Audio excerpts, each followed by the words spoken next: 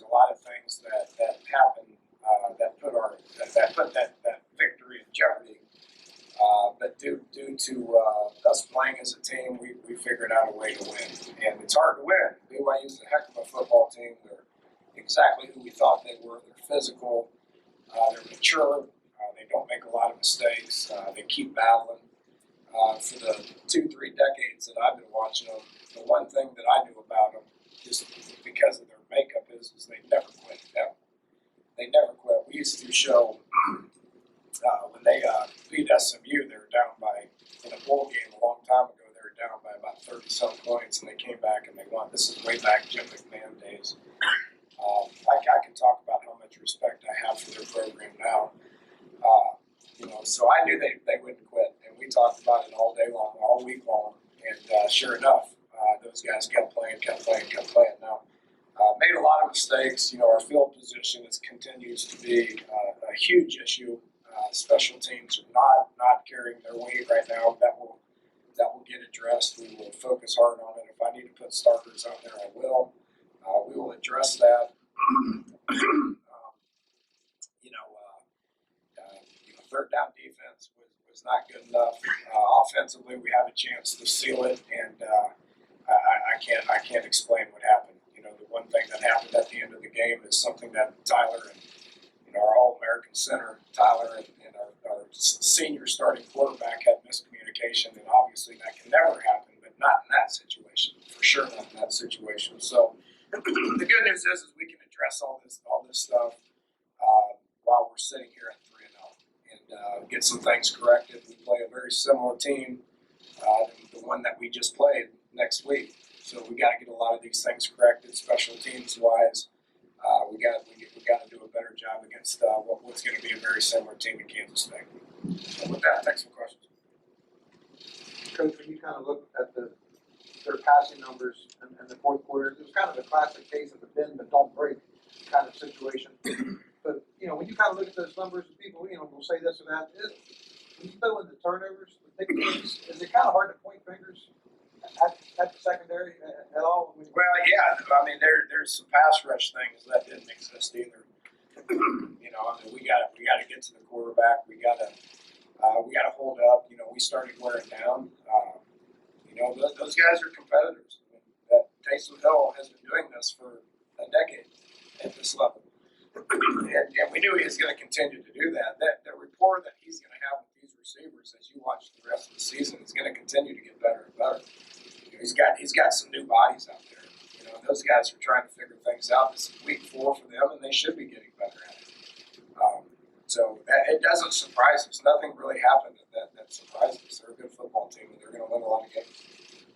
1-3 for them is a shame, but they're going to win a lot of games. Did you sense the mood on the sideline changed at all when you went up 35-19? I did. I already told them. I said, look, we can get excited about being up 16 points if we want to, but by no means is this thing over. I told the offense that, had Al and Sean Walters right there with the defensive guys saying this is a huge opportunity to go out there and stop them, and we didn't. That's and then offense got the ball back and had a chance to go do something, and we 3 and out. So it's a whole team thing, and like I said, it's encouraging to be able to address some of these things when you're 3-0, as opposed to losing a game like this and trying to address it after that. Dana, can you talk about the receiving corps a little bit? It looked like Scholar went to a lot of different guys. It was good to see Javon get going early. He touched the ball a little bit early. Shelton continues to be a strong force. I believe in Karan. We dropped the ball. It's going to happen periodically. I don't think that's a very opportune time to do it when you're trying to seal the game. But I got a lot of confidence in him, and I came right back to him. And if he wouldn't have got tripped up, he would have caught it, and the game would have been over. DeKeel, I don't know what his numbers were, but continues to be a guy that we rely on. And those backs are getting involved in the passing game as well. You saw Crawford make a couple of plays. You saw Kennedy make a couple of plays in the passing game. Those guys are threats, and we'll continue to develop those guys. Dana, what happened on your fumble at the goal line? Was it a rush snap? Yeah, we froze them. It's something we do a lot. We froze them. They were starting to blitz our motions. I figured we could could freeze them and they would jump gaps. They did blitz on that one. So Skylar went up to get a play call. Tio thought that they jumped, so he snapped it up. It's miscommunication. It can't happen. It's an easy fix. They've done it 100 times. Same thing happened against Kansas State a few years ago. Anytime you freeze people, then you got to do a better job taking care of the ball.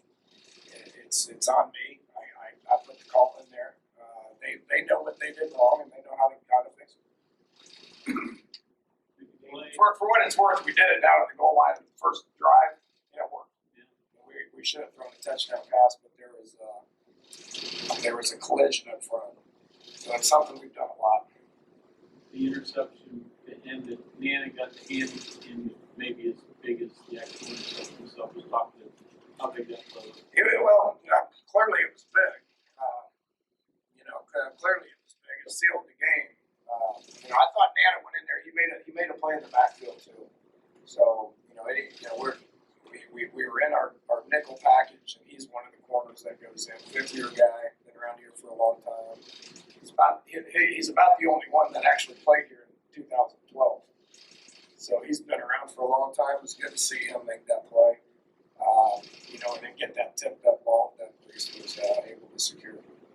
Is something about the rushing defense or something that's worked on this week?